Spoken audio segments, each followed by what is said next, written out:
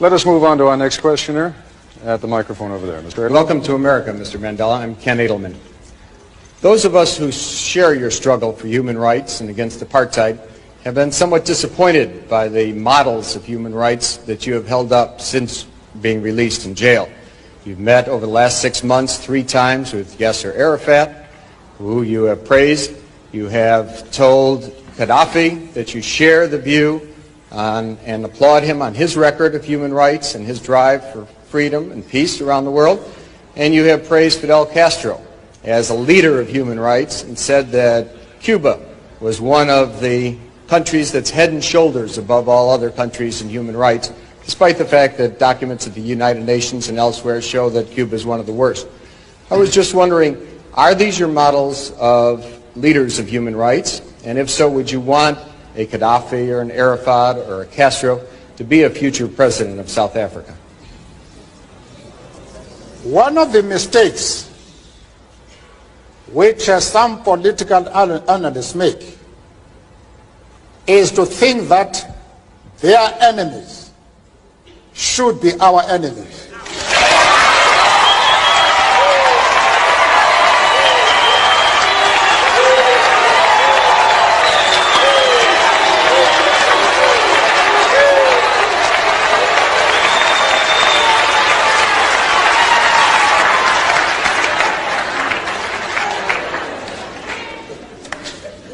That we can and we will never do. We have our own struggle which we are conducting. We are grateful to the world for supporting our struggle. But nevertheless, we are an independent organization with its own policy. And the attitude of every country towards, our attitude towards any country is determined by the attitude of that country to our struggle.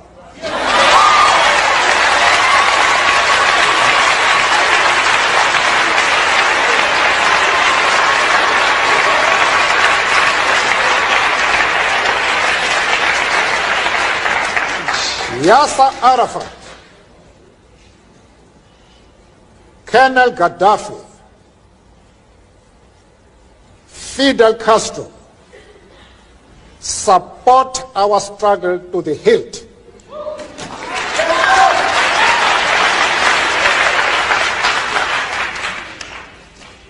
There is no reason whatsoever why we should have any hesitation about hailing their commitment to human rights as they are being demanded in South Africa.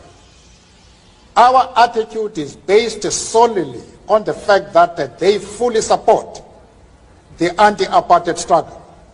They do not support it only in rhetoric. They are placing resources at our disposal for us to win the struggle.